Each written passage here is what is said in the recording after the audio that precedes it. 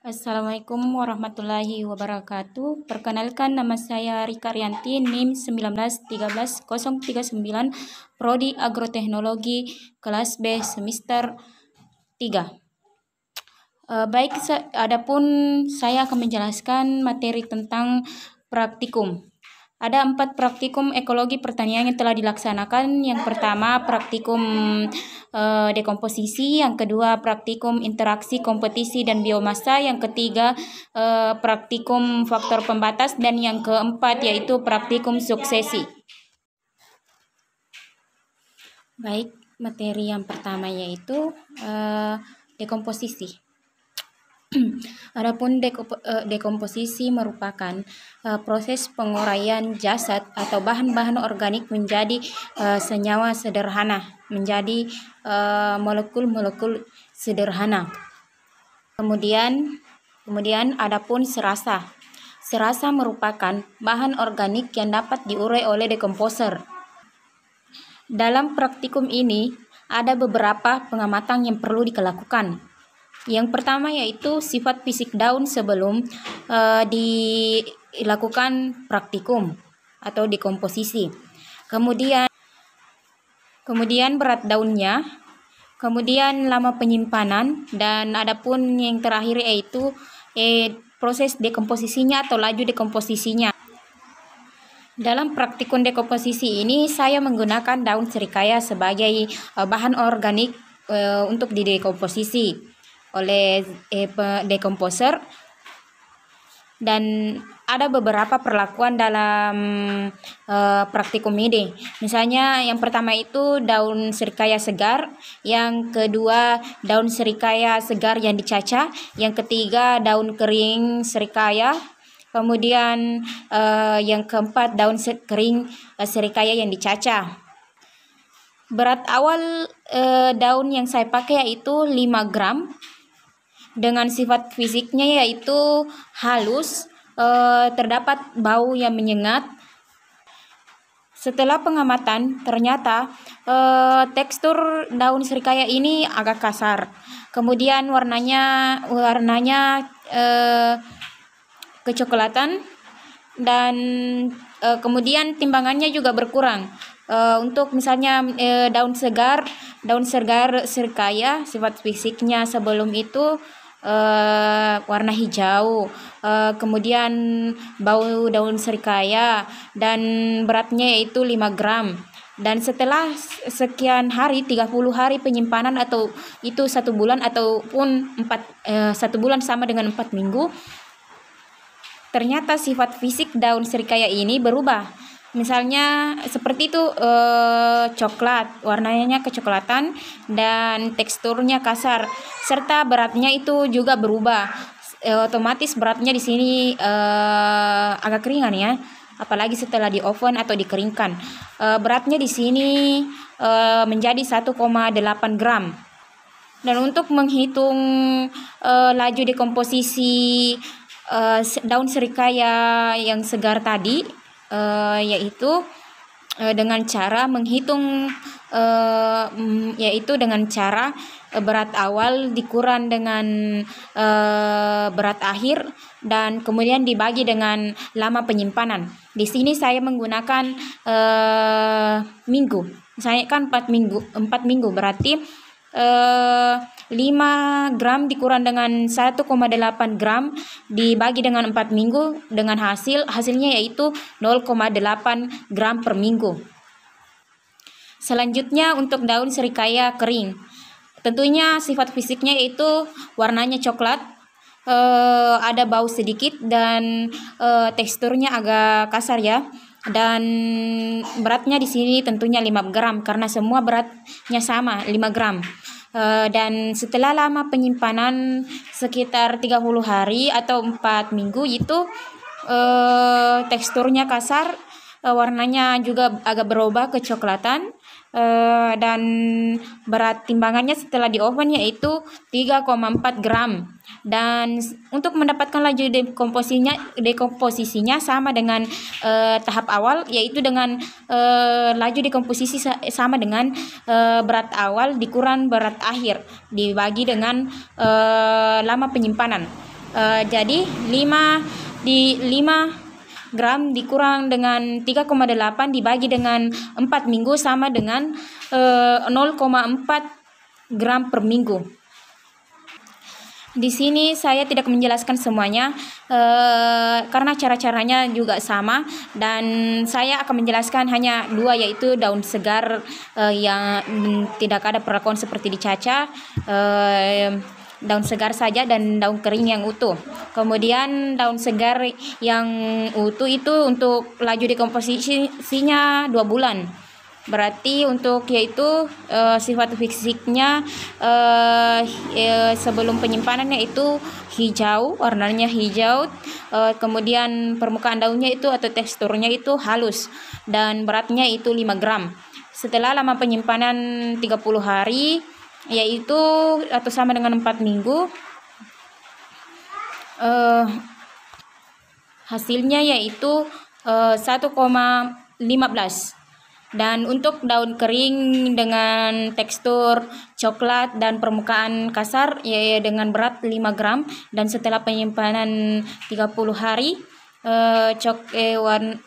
sifat fisiknya yaitu coklat kasar, dan kemudian berat daunnya yaitu menjadi 0,9 gram.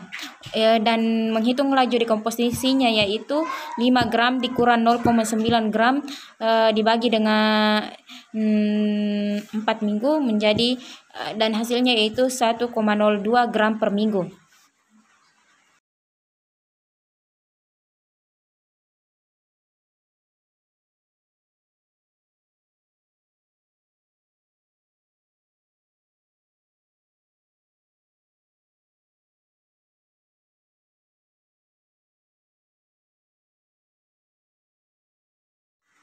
Ada beberapa faktor yang mempengaruhi dekomposisi, yaitu pertama tipe serasa, yang kedua suhu, yang ketiga pengaruh pH, yang keempat pengurai, yang kelima yaitu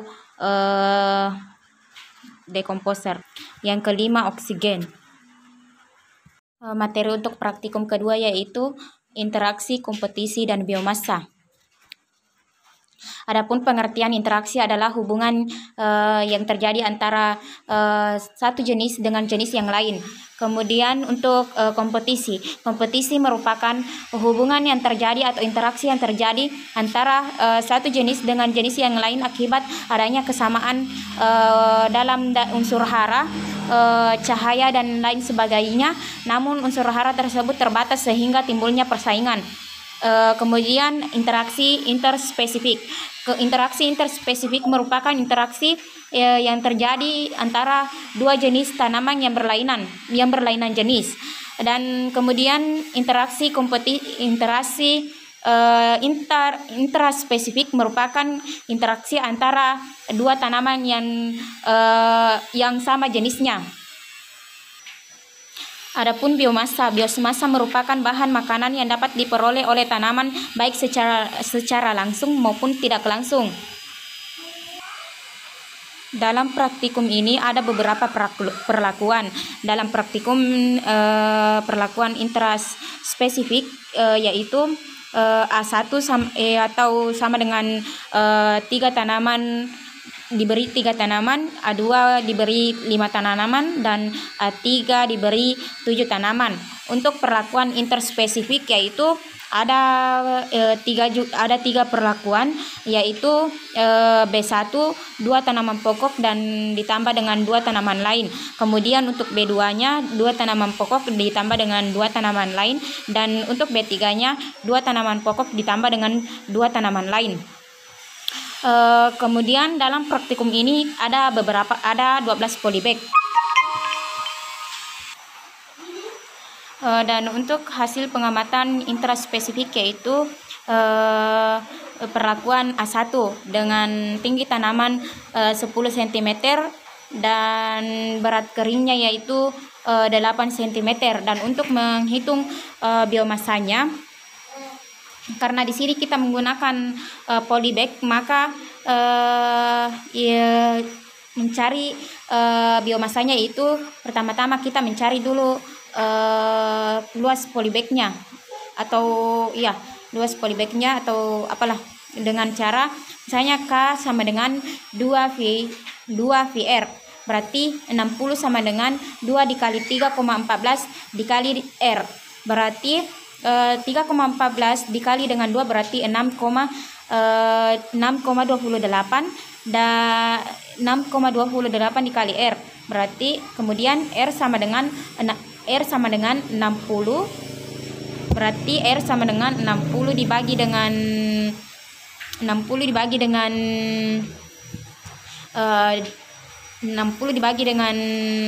6,28 ini.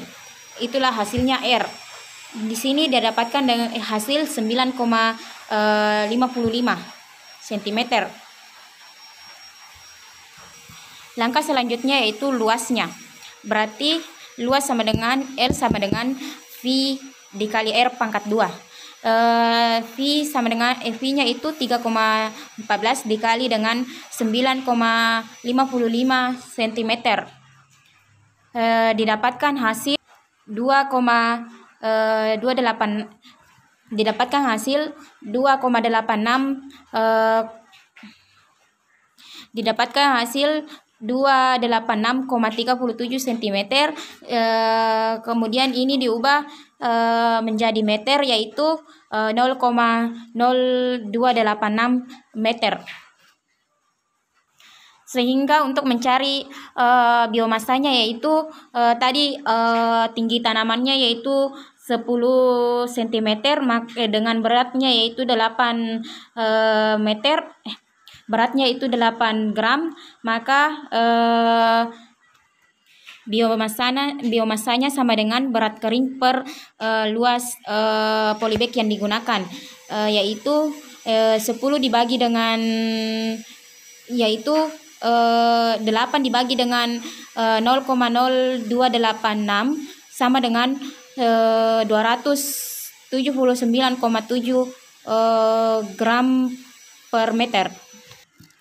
Untuk mencari biomasa untuk A2, A3 dan B2, B3 semuanya sama. Jadi di sini saya hanya menjelaskan satu perlakuan yaitu A1.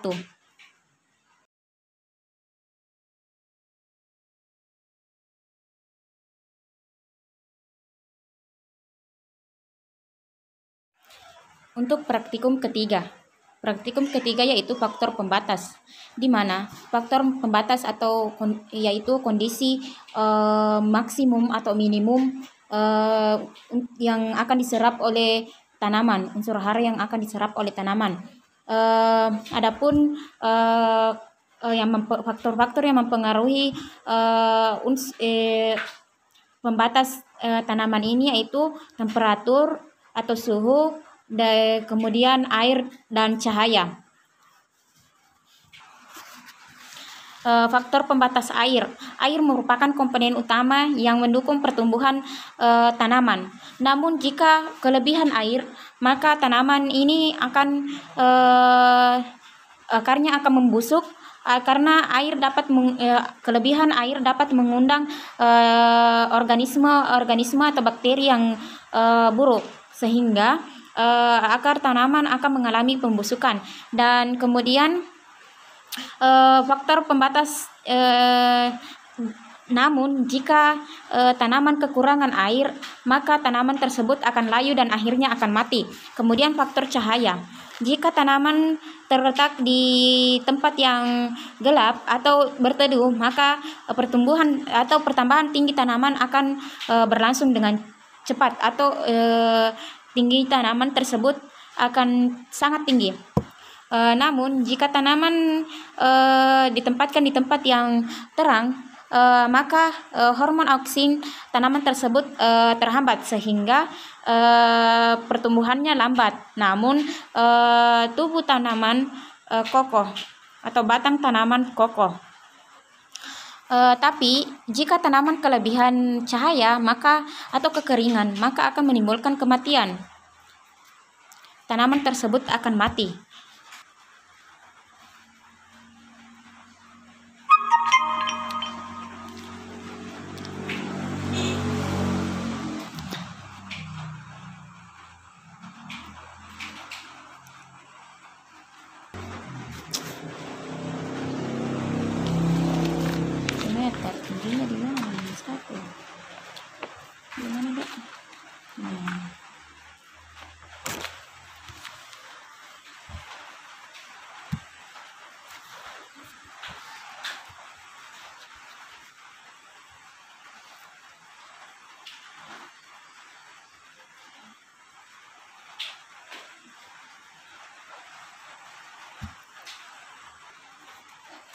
Untuk tanaman di tempat gelap, tingginya yaitu 8 cm dan daunnya 2 helai. Pada minggu berikutnya, tingginya yaitu 13 cm, tingginya yaitu 20 cm dan daunnya 5 helai. Kemudian untuk tanaman yang di tempat terang atau 100% cahaya yaitu tingginya 3 cm, daunnya 2 helai. Dan kemudian untuk minggu berikutnya tingginya 13 cm dan daunnya 8 helai. Tinggi tanaman untuk perlakuan faktor pembatas air yaitu B1 atau penyiramannya setiap hari, tingginya yaitu 3,5 tingginya yaitu 3 cm dan jumlah helai daunnya itu 2 helai. Kemudian untuk 3 kali Kemudian untuk yang 3 kali seminggu yaitu 3,5 cm dan jumlah helai daunnya yaitu 2. Kemudian yang 5 kali yaitu atau yang perlakuan B3 yaitu 4 cm dengan jumlah helai daun 2 cm dan kemudian untuk B4-nya yaitu 3,5 dengan jumlah helai daun 2. Kemudian tinggi tanaman untuk perlakuan faktor pembatas air pada minggu kedua yaitu B1 sama dengan 20 B1-nya 20, tinggi tanamannya 20 cm, kemudian jumlah helai daunnya 18 helai. Kemudian B2 yaitu 17 cm dan jumlah helainya itu 14 helai. Kemudian untuk B3-nya yaitu tinggi tanamannya 10 cm dan jumlah helainya 7 helai. Kemudian B4-nya itu 8 cm dan jumlah daunnya 5 helai. Dan untuk berat untuk pengamatan di tempat faktor pembatas cahaya yaitu berat sebelum di ovennya yaitu 1 gram dan setelah di ovennya 0,1 gram. Kemudian untuk 100% cahaya berat awalnya itu sebelum di oven 15 gram dan kemudian setelah di oven 14,5 gram. Dan untuk penyiraman yang dilakukan setiap hari atau B1 yaitu sebelum di oven beratnya itu 17 gram dan setelah di oven beratnya yaitu 15 gram. Kemudian untuk penyiraman 1 kali setiap 3 hari sekali yaitu beratnya 10 gram sebelum di oven dan setelah di oven 8 gram. Dan untuk perlakuan B3 yaitu penyiraman 5 hari sekali dengan untuk penyiraman 5 hari sekali, tinggi tanamannya yaitu berat tanamannya berat sebelum di oven yaitu 9,5 dan setelah di oven 7 gram. Dan untuk penyiraman 7 hari sekali yaitu berat tanamannya yaitu 5 gram dan setelah di oven menjadi 4 gram. Di sini tanaman yang sering disiram lebih cepat pertumbuhannya dibandingkan tanaman yang tidak sering disiram karena air merupakan faktor utama yang dibutuhkan oleh tanaman. Pernyataan ini sesuai dengan pernyataan dari Rohmani pada tahun 2013.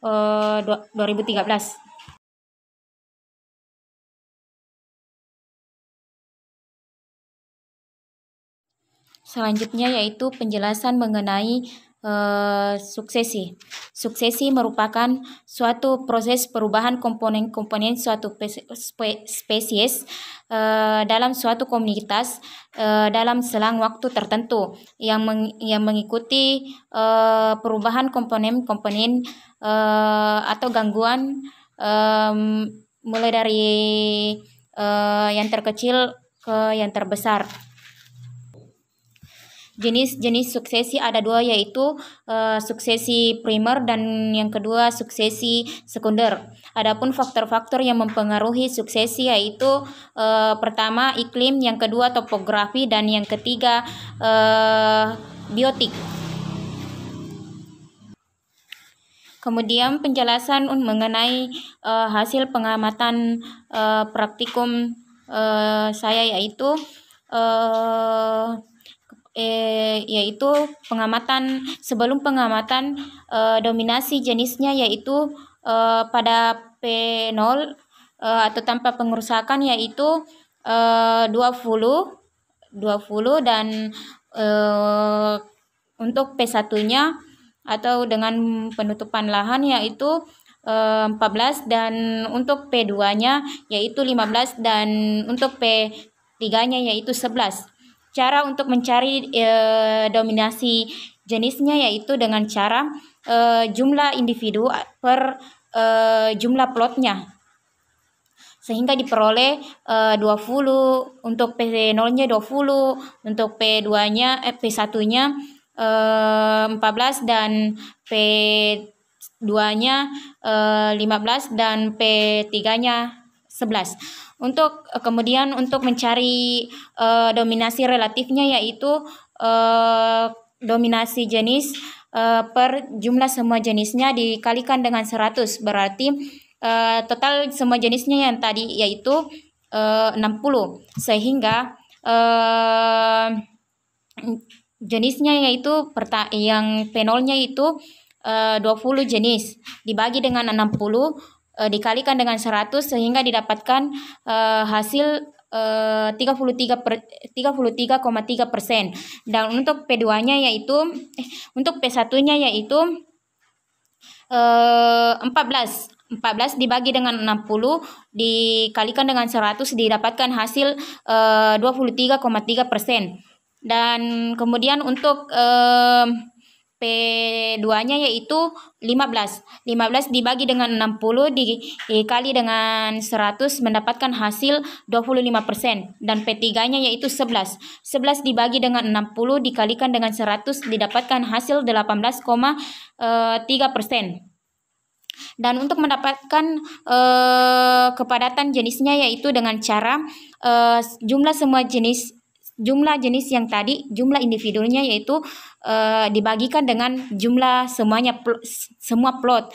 Jumlah total plotnya yaitu 4 meter. Sehingga untuk P0-nya jumlah jenisnya 20. Sehingga 20 dibagikan dengan 4 meter didapatkan hasil dengan 5. 20 dibagi 4 sama dengan 5. Dan untuk P1-nya yaitu 14 dibagikan dengan 4 sama dengan 3,5. Dan untuk P2-nya yaitu 15 dibagi dengan 4 sama dengan 3,75. Dan untuk P3-nya yaitu 11 dibagi dengan 4 sama dengan 2,75. Dan untuk kepadatan relatifnya yaitu untuk kolom kepadatan relatifnya yaitu jumlah KJ P0 dibagi dengan atau kepadatan jenis P0 yaitu dibagi dengan jumlah kepadatan semua jenisnya yaitu 5 dibagi dengan 15 dikalikan dengan 100. Berarti 5 dibagi 15 dikali dengan 100 yaitu 33,3%. Dan untuk P1-nya yaitu 3,5 dibagi dengan 15 dikali dengan 100 sama dengan 23,3%. Dan untuk P2-nya yaitu 3,75 dibagi dengan 15 dikalikan 100 yaitu 25%. Dan untuk P3-nya 2,75 dibagi dengan 15 dikali dengan 100 sama dengan 18,3%. Pada pengamatan pertama diperoleh jumlah jenis P0-nya yaitu 20 dan P1-nya yaitu 12, P2-nya yaitu 8 dan P3-nya yaitu 10. sehingga jumlah semua jenisnya yaitu ini semua jenisnya di jumlah yaitu mendapatkan hasil 50. Sehingga kemudian untuk kolom DR-nya yaitu 20 dibagi 50 dikalikan 100 berarti didapatkan hasil 40%. Kemudian 12 dibagi dengan 50 dikalikan 100 sama dengan 24%. Dan untuk P2-nya yaitu 8 dibagi dengan 50 sama dengan 16%. Kemudian P3-nya yaitu 10 dibagi 50 dikalikan dengan 100 didapatkan hasil 20%. Dan untuk kolom kepadatan jenisnya sama, cara mencarinya sama dengan sebelum pengamatan tadi, yaitu jumlah semua jenis pada P0 tadi dibagikan dengan jumlah semua plotnya yaitu 4. Berarti 20 dibagi 4 sama dengan 5, 12 dibagi 4 sama dengan 3, kemudian 8 dibagi 4 sama dengan 2, dan 10 dibagi dengan 4 yaitu 2,5. Dan selanjutnya kolom untuk kepadatan relatifnya yaitu jumlah semua kepadatan jenis tadi yaitu 12,5. Sehingga untuk mencari komunitas kepadatan relatifnya yaitu 5 dibagi 12,5 sama dengan 40%, dan 3 dibagi 12,5 dikali dengan 100% sama dengan 24. 2 dibagi 12,5 dikali dengan 100% sama dengan 16%, dan 2,5 dibagi 12,5 dikali 100% sama dengan 20%. Untuk pengamatan ketiganya semuanya jumlahnya itu sama semua, kepadatan dominasi jenisnya sama semua, yaitu 20%, yaitu 20, 12, 8 dan 10. Untuk dominasi relatifnya yaitu 40%, 24%, 16% dan 20%. Untuk kepadatan jenisnya yaitu 5, 3, 2 dan 2,5. Jumlah kepadatan jenisnya yaitu 12,5, dan untuk kepadatan relatifnya yaitu 40, 24, 40, untuk P0-nya yaitu 40, P1-nya 24, P2-nya 16 dan P3-nya 20%. Dan faktor-faktor yang mempengaruhi